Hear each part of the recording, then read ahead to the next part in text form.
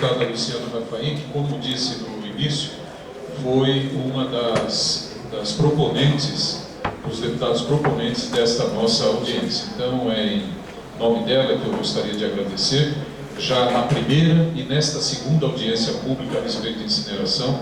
A deputada Luciana Rafaim não só se faz presente, mas também foi a mentora intelectual na nossa Assembleia neste debate.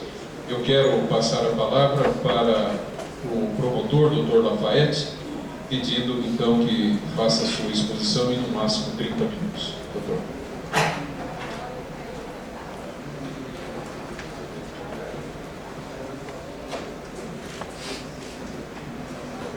Bom dia a todos. Gostaria de cumprimentar o excelentíssimo deputado Luiz Eduardo Sheila, na pessoa de Vossa Excelência, cumprimento os demais componentes da mesa. Saúdo a todos os presentes e começo minha breve exposição aqui, agradecendo o convite da Assembleia Legislativa, parabenizando pela iniciativa de vir a Maringá debater esse importante tema que diz respeito não só à questão da cidade de Maringá, hoje tão discutida aqui a questão da usina de incineração, mas a questão que está sendo discutida em todo o estado do Paraná, né? Tem iniciativas em outros municípios, a gente sabe, propostas semelhantes a esse tipo de empreendimento, né, de aproveitamento energético do resíduo sólido. Eu gostaria de iniciar a minha fala cometendo aqui um crime, ou um roubo aqui, roubando a frase do Eduardo Nobre. É preciso trabalhar com sensibilização. É preciso trabalhar com sensibilização. E é justamente nesta perspectiva que a gente inicia a fala, porque é justamente aí que o município de Maringá falha.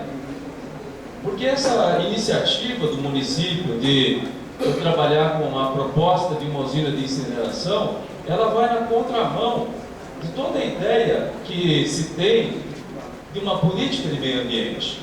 Essa política de meio ambiente que está implementada na Lei de Política Nacional de Resíduos Sólidos, ela busca justamente a sensibilização da população. É aquilo que a gente tem visto hoje nas crianças, já desde a educação infantil, do ensino básico, fundamental, da não produção do lixo, que se repetiu tanto, né?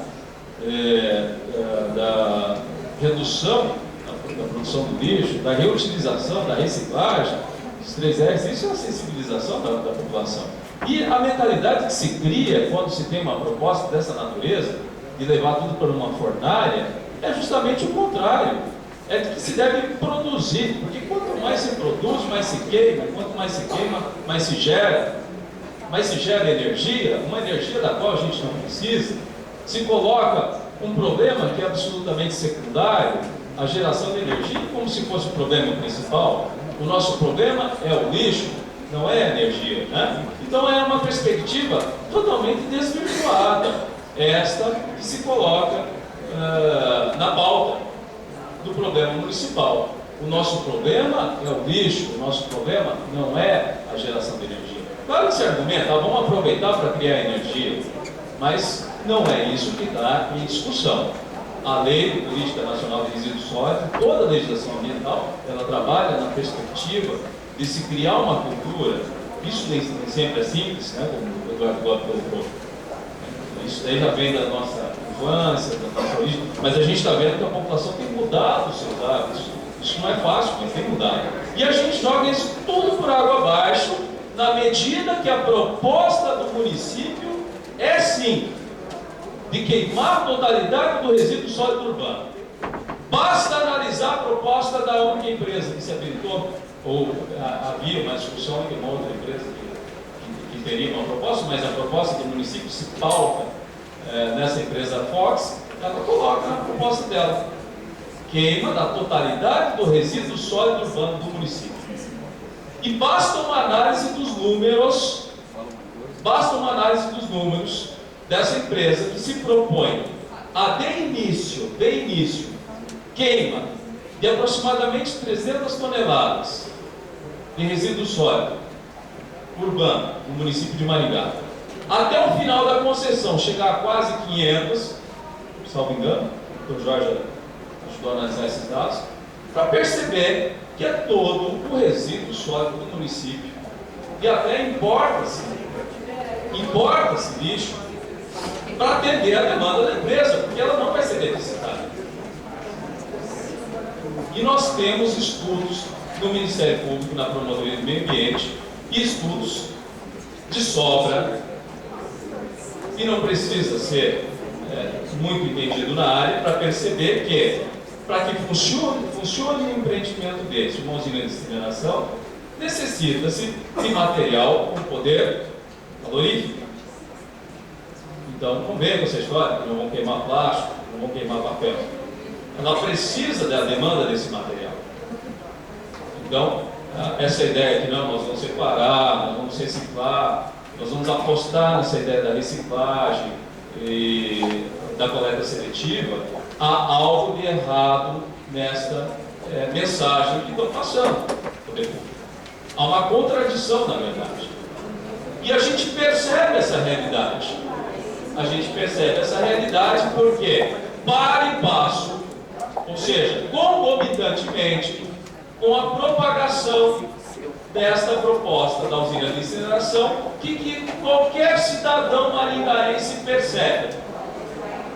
Praticamente acaba a coleta seletiva na cidade. Quantos caminhões nós temos numa cidade de quase 400 mil habitantes? 2 caminhões fazendo coleta seletiva. Quantos pontos de coleta o cidadão maringaense tem à disposição? Alguém encontra um ponto de coleta seletiva nessa cidade? Então você tem lá a tua criança, você coloca lá o teu bichinho azul, amarelo, vermelho, verde, e vai doutrinando a criança lá para fazer isso. E cadê o caminhão? E o apoio às cooperativas de reciclagem? Um apoio mais contundente, mais eficiente, né? Não falo aqui que não tem nenhuma iniciativa por parte do município. Que podem falar, não, o município ajudou aqui ou ali. Eu estou falando de uma política clara, visível, intensa, com relação à coleta seletiva e com relação à reciclagem.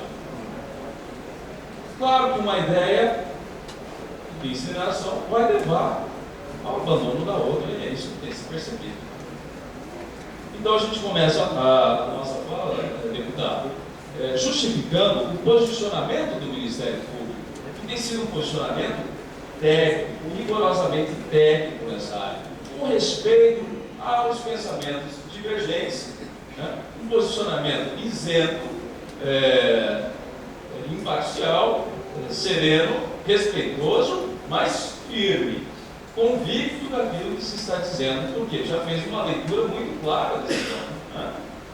E não poderia ser de outra forma. A convicção dele é tamanha e a firmeza do posicionamento tem que ser assim, porque há em causa aqui um risco iminente, a questão ambiental e a saúde pública.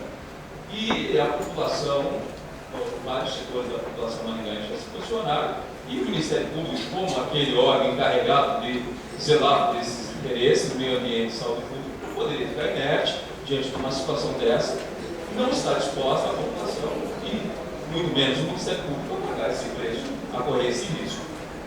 Então são 3 os fundamentos básicos, isso a gente já disse na audiência anterior, fiz questão de atender o convite a esse chamamento da Assembleia, porque eu acho que a instância mais democrática é o Poder Legislativo, para tentar reproduzir isso no coletivo. A gente poderia resumir 3 grandes fundamentos do posicionamento do Ministério Público com relação a essa questão particular de Maringá, mas que é aplicável em grande medida para todo o estado do Paraná e para o Brasil, enfim. Questão de Maringá. Por que o Ministério Público se põe contra essa proposta da usina de incineração? Primeiro, há uma sentença definitiva, ou seja, da qual já não cabe mais recurso, condenando o município de Maringá a implantar um aterro sanitário definitivo. Não há meias palavras. Aterro sanitário é aterro sanitário. de acordo com as normas definidas pelo órgão ambiental, de acordo com as resoluções do CONAMA, de acordo com as diretrizes do órgão ambiental. O que nós temos em Maringá hoje não é ainda um aterro sanitário definitivo. Nós temos o lixo, o resíduo sólido urbano sendo descarregado em uma pedreira. Isso é feito a título precário, provisório, claro, sob monitoramento do órgão ambiental, está sendo feito o licenciamento, mas o município de Maringá tem que atender às normas do órgão ambiental. Provisoriamente tem que se cumprir aquilo. Então tem lá o licenciamento, no salto período vai ter que cumprir aquilo. Esta decisão obriga o município de Maringá também a adotar uma política clara de coleta seletiva, prestigiando os trabalhadores da reciclagem. Esta decisão judicial entende o Ministério Público, e isso é o Ministério Público Estadual, o Ministério Público Federal e o Ministério Público do Trabalho, entendem que ainda não foi implementada essa decisão judicial. Então esse é o primeiro argumento. A coleta seletiva tem que funcionar no município. É o beabá. Em primeiro lugar, tem que haver um apoio efetivo às cooperativas. Tem cooperativas que estão, sim, ainda carentes de uma regularização. Precisam, desde o aspecto formal até o aspecto de ambiental, licenciamento. E cabe ao poder público também uma parcela de responsabilidade no sentido de que elas sejam efetivamente implementadas. Então, trabalhe-se nessa perspectiva. Nós temos que primeiro fazer esse papel de efetivar o comando que decorre dessa sentença. Segundo fundamento, de igual ou maior importância, esta proposta contraria radicalmente a Lei Federal de Política Nacional de Resíduos Sólidos. Isso não é porque o Ministério Público quer, é porque a lei assim define.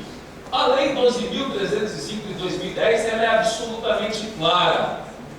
Ela define uma hierarquia, uma ordem prioritária a ser obedecida pelo administrador público. Ordem de redução, reciclagem, reutilização. E a compostagem, a gente poderia acrescentar. É difícil, dá trabalho, nós vamos ter que movimentar a máquina. A gente pode concordar com isso, não é fácil. Agora, que a lei determina, ela determina. E ela põe a incineração lá na exceção do parágrafo do inciso da linha, em último caso, e condicionada a controles rigorosíssimos e reservada para o rejeito. Nós temos, por exemplo, a questão da incineração em lixo hospitalar, né?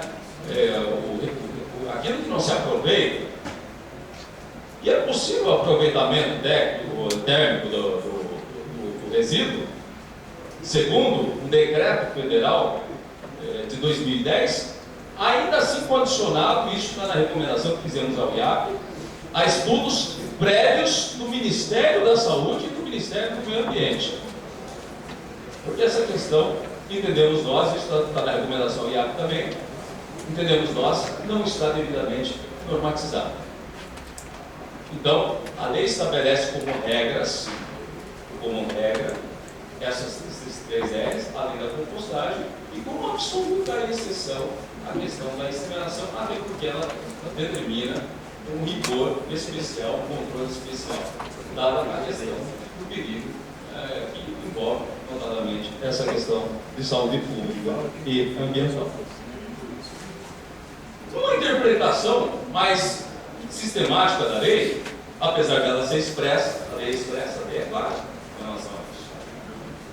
Mas uma interpretação sistemática, uma lei que é voltada para a logística reversa, por exemplo, a gente poderia abordar tantas outras situações, não tem sentido todo esse espírito da lei, falando em logística reversa, estabelecer prazo de logística reversa, como se está falando, é fácil fazer isso também, acordos centralizados, etc. Mas vamos fazer a logística reversa para fazer chegar o produto que a lei tenta, porque tenta por todo meio que o produto não seja, né, objeto de consumo fácil, né, tem toda aquela política, por exemplo, dessa sacola plástica, mas o produto, uma vez encaminhado no mercado, ele retorne ao fornecedor e estabelece uma corresponsabilidade na cadeia produtiva. Não tem lógica a lei criar um instrumento desta envergadura, desta grandeza, como a logística reversa, se tudo aquilo vai para queima ao final. Você não consegue interpretar muito bem essa questão da logística reversa numa perspectiva. E por aí vai. Terceiro argumento. Lembrando que a gente, pela limitação do tempo, a gente tem que se apegar aos pilares, né?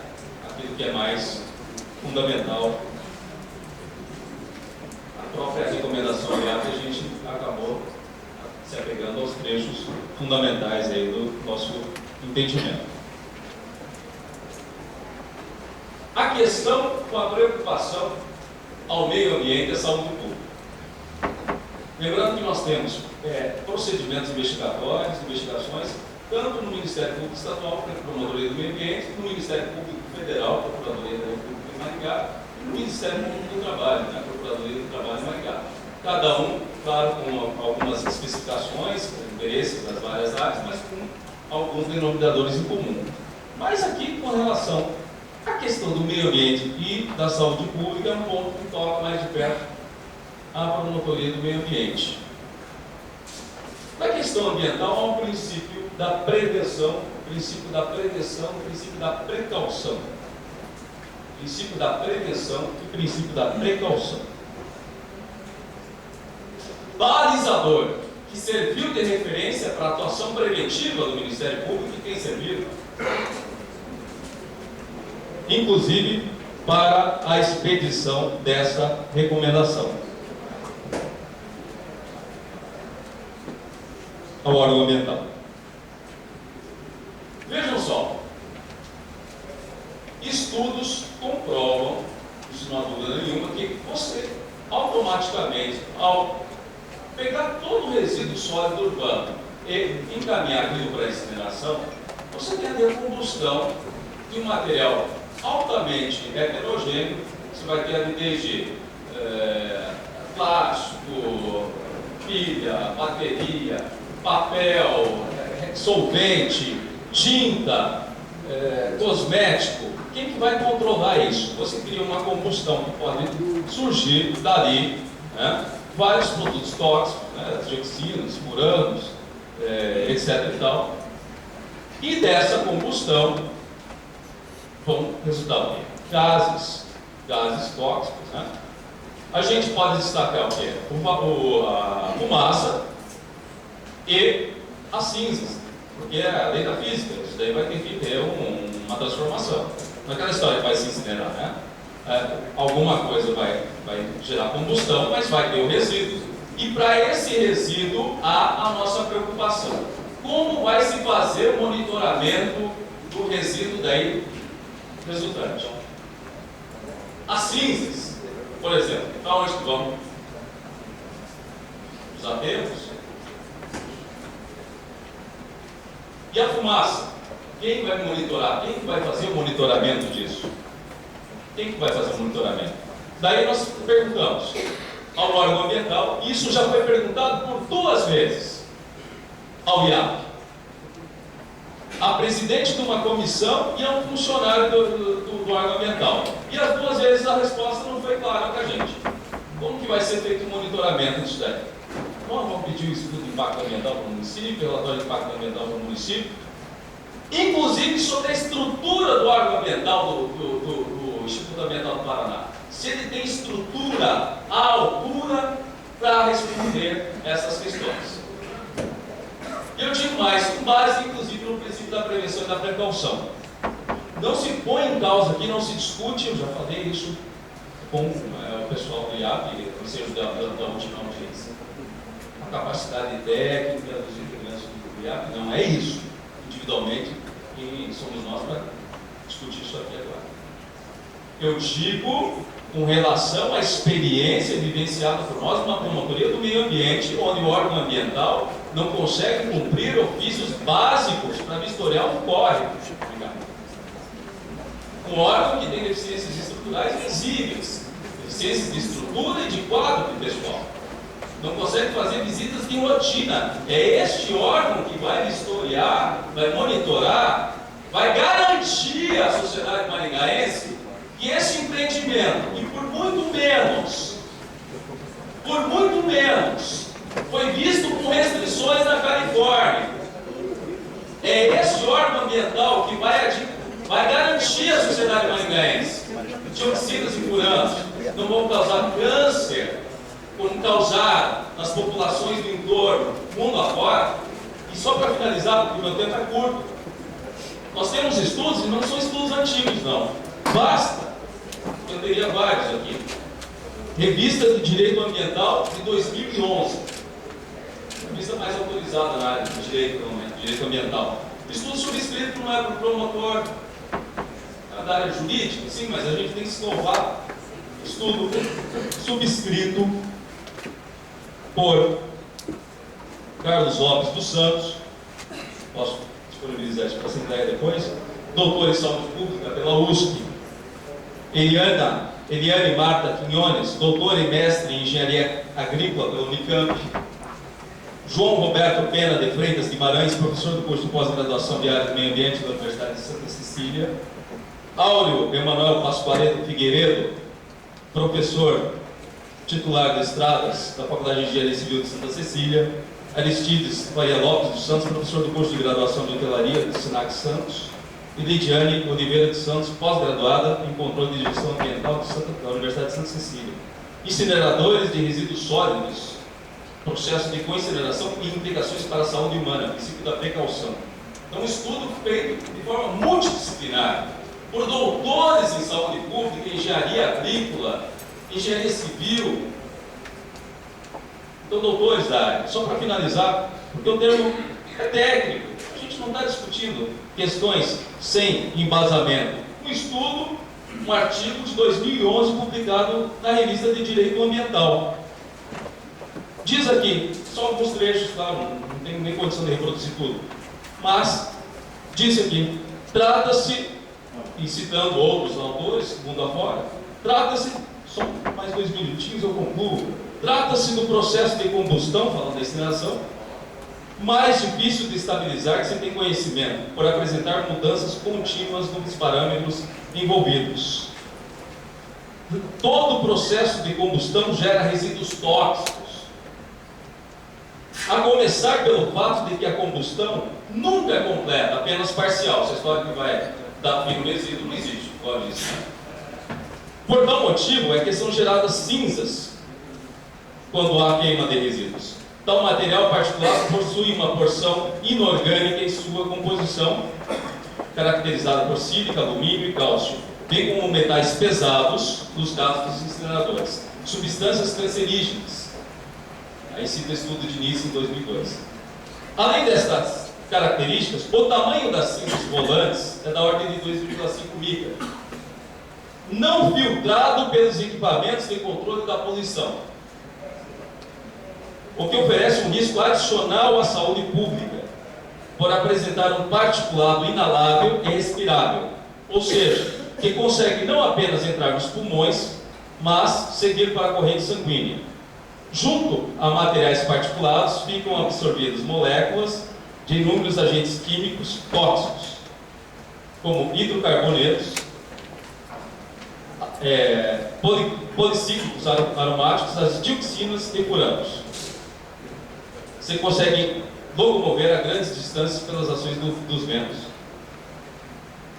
Então, há que se ter visível isso aqui, um sistema de monitoramento muito claro, porque, evidentemente, que esses filtros não conseguem fazer frente a essas micropartículas. Então, aí que está o grande problema desse incinerador.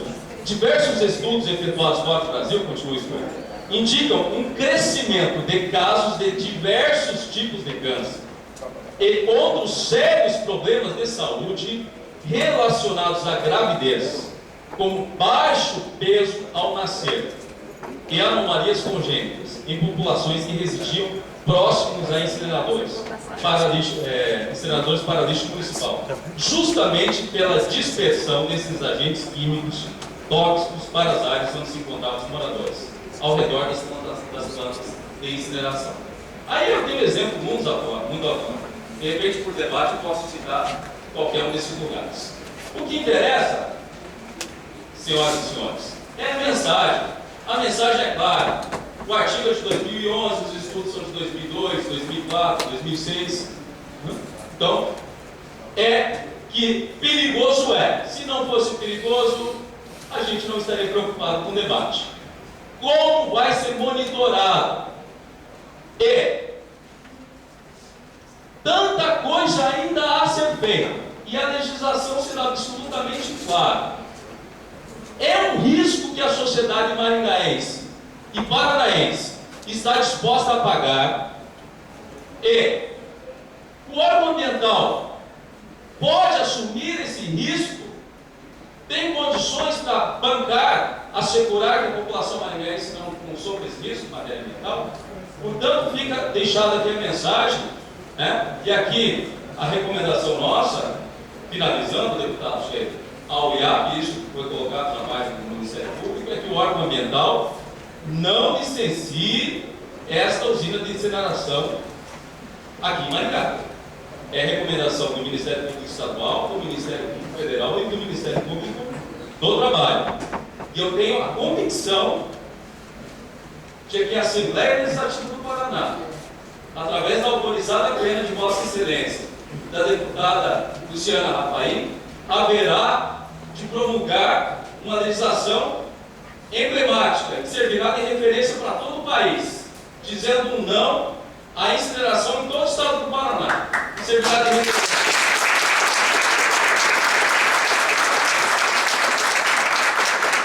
E haverá de ser no ano paradigmático, que é esse ano de 2012, onde o Brasil, embora ontem tivesse uma derrota parcial com a aprovação do Código Florestal na Câmara, embora, diferentemente daquilo promulgado no Senado, poderá ter uma notícia boa em matéria ambiental com essa vitória na Assembleia Legislativa do Paraná.